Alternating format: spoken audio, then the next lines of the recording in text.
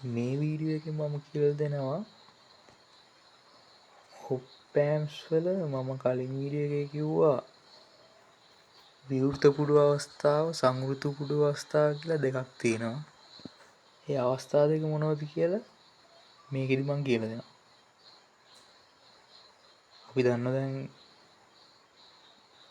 ඔප්පෑම්ප් එක නැත්තම් කාරකාත්මක වර්ධකයක පරිපත සංකේතය අඳින විදිය.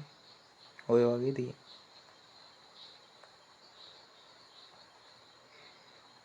හරිද?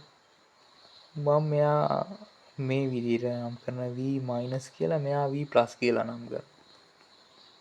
මෙයා වෙනද වගේ ධන VS මෙයා ඍණ VS. මෙතනින් තියෙන අවුට් එක Vout එක. විවෘත පුඩු අවස්ථාව කියන්නේ කාරකාත්මක වර්ධකයක්. ඉන්පුට් එක තියෙනවා කිසි ප්‍රශ්නයක් නැහැ. අවුට්පුට් එක තියෙනවා. සෝස් වෝල්ටේජ් එක තියෙනවා. කාරකාත්මක වර්ධකය එයා තියෙන්නේ කොහොමද? ඒ විදිහටම පාවිච්චි කරනවා. අපි ඒ විදිහට පාවිච්චි කරන අවස්ථාව විවෘත පුඩු අවස්ථාවේදී කාරකාත්මක වර්ධකය කියලා කියනවා. මතක තියාගන්න මේ විවෘත පුඩු අවස්ථාවේදී මේ ලැබෙන Vout එක, ඒ කියන්නේ අවුට්පුට් වෝල්ටේජ් එක ඇත්තටම ගොඩක් වැඩි. ලොකු අවුට්පුට් වෝල්ටේජ් එකක් තියෙනවා. හරි. මේක තමයි විවෘත පුඩු අවස්ථාව. අපි සංවෘත පුඩු අවස්ථාව කියලා එකක් පාවිච්චි කරනවා. සංවෘත පුඩු අවස්ථාවේදී වෙන්නේ මෙන්න මේ වගේ දෙයක්.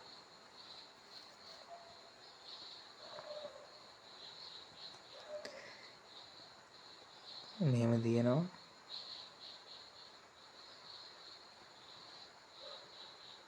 එතන V- තියෙනවා.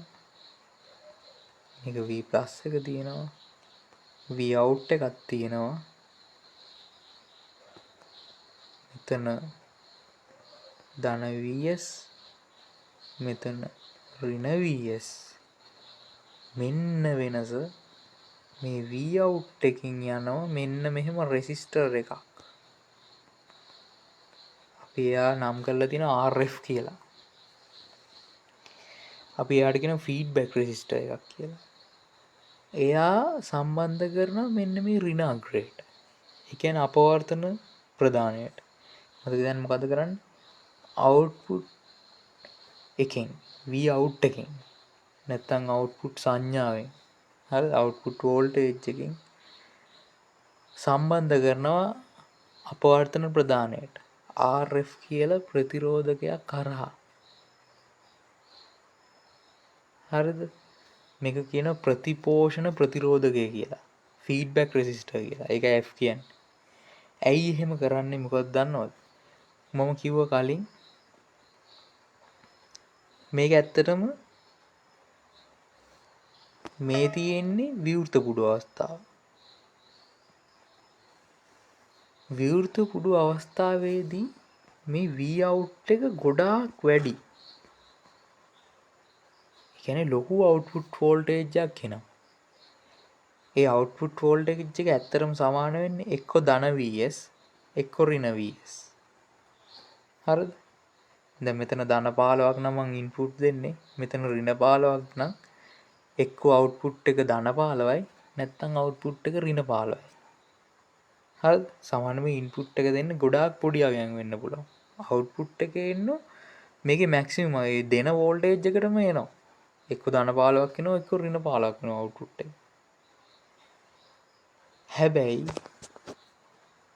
හැම එකටම හැම අපි පාවිච්චි කරන ඉලෙක්ට්‍රොනික වල පාවිච්චි කරන යෙදීම් ප්‍රායෝගික යෙදීම් වලට මෙච්චර ලොකු අවුට්පුට් එකක්. ඒ කියන්නේ දෙන අවුට්පුට් එකම ඒ කියන්නේ මෙයා දෙනවනේ ලොකු ප්‍රමාණයක් මෙයා ක්‍රියාත්මක වෙන්නේ. මේ ප්‍රමාණෙම අවුට් එකට ගත්තොත් අපිට සර්කිට් එකක් පාවිච්චි කරන්න ඇත්තටම සර්කිට් එකේදී ඒ වගේ අවශ්‍යතාවයක් නොවන තැන් බොහෝ තියෙනවා.